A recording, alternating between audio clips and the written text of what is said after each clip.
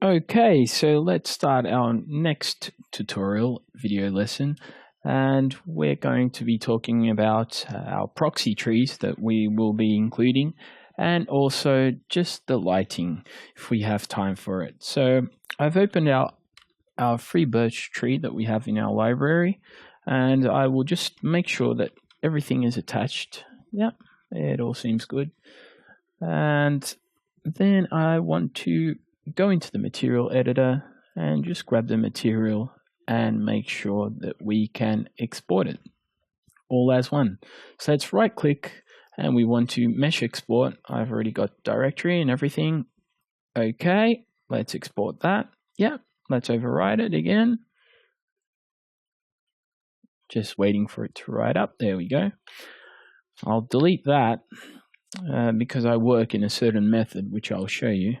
And let's go to our create panel and VRay Proxy. Let's just hit anywhere in the center. And we'll load up our mesh, which we've created. We'll hit M to bring up our material slate, and we'll give that material we already had. So we've got our proxy here. So I'll just move that to the center. I'll just double click. So we've added the material to it. I'll just save that out and let's go to our master file. So here we go. And as you can see, I've loaded up already the proxy. I'll just show you how I've done that. And this is a quick turnaround, and this is why I do save my file over, or you can save as a different file. So I just import and I'll merge that in, and there we go. So I've merged that in. It will come in the center, origin. And there we have our proxy tree. Another thing, as you may have noticed, is this this little script that I'm running. And many of you probably know this set of scripts from Solburn.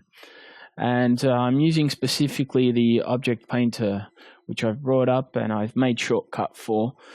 And I won't go too much into depth with that, but as you can see, I've got a tool which enables me to paint on certain geometry. So what I do is I'll select my geometry that I want to paint on, and I select it and select that. I will add it to list, and so we have that to paint on, and then I'll come down and I'll go to my tree, which I will select to paint with. And of course I want it as an instance so it doesn't load up all that geometry into its memory. One thing to bear in mind is I've aligned just to the z-axis. I don't want it to go along the y-axis, and I've switched the prefix to tree.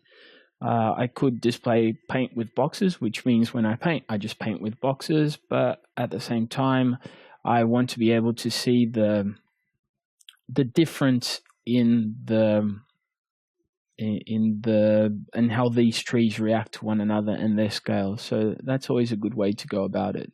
So okay, let's grab our brush and we'll start to paint. And I've also added some random rotations to it and scale, and I'll just continue to paint. And I'm just looking to get into some random, but something that makes a bit of sense. So these are quite large trees. I might go for larger on the outside and then gradually bring it into the inside as a smaller tree. So let's see how that's looking. That's looking not too bad. So I'll just continue painting those on. I'll just pause and we'll come back to that.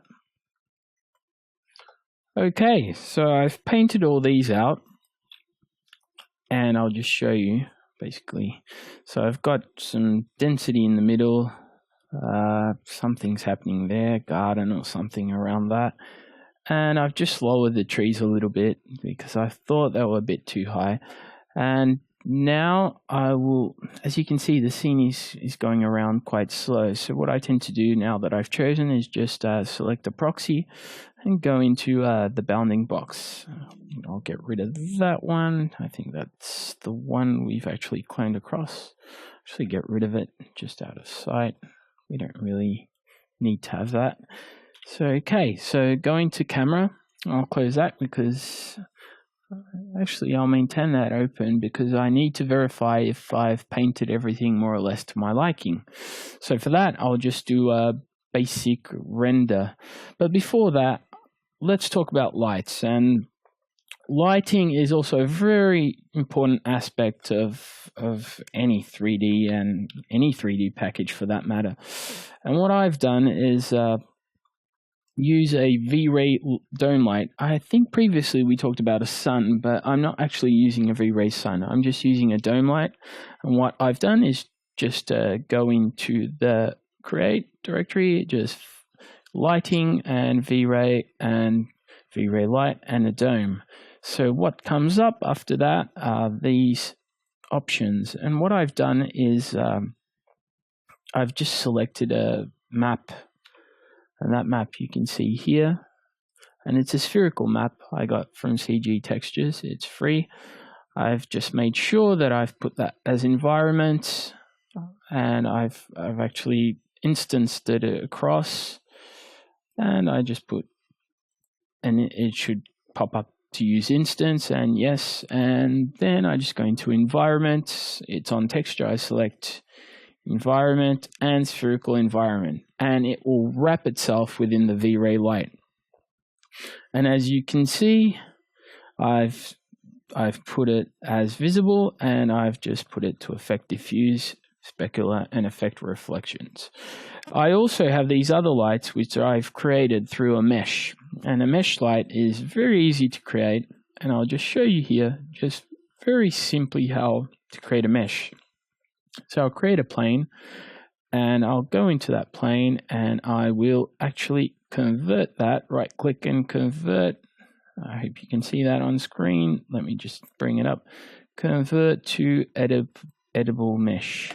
And here we have an editable mesh. So we go to our VRay lighting, VRay light, and let's select a mesh. So I'll just click. There we go. I'll go into options, and I shall have the option to click a mesh. It's very important you remember it will also follow the normals, although you do have an option further down within this to invert normals. But it's important you get it right the first time. So you can see here you can flip normals. So if you, for instance, have the Z facing here, which is a positive, and you want it the other way, you just flip normals.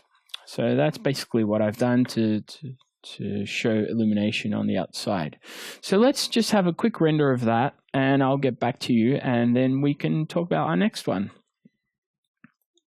Okay, so I've left this rendering, and it's taking quite a bit. I had to change around the material on the trees, as we had a two-sided material, which really slowed to render.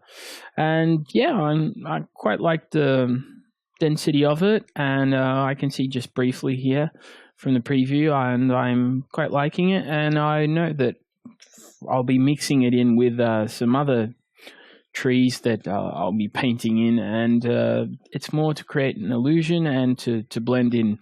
I quite like this centerpiece. Think that's working. Maybe I'll put a light around here. I'll also move up the Z plane direction, the plane in the Z direction, sorry, because I think, yeah, as you can see, it's separated, and I put it quite quickly just to check out things. And yes, I think we are ready to move on to our next tutorial and our next lesson, in which we will talk about our proxy trees, which we've done now, but also the VRay camera, and preparing the VRay camera and aligning it with the concept image, and also talking about the perspective and eyeballing perspectives. So I'll see you in the next lesson, and hopefully you've enjoyed this one.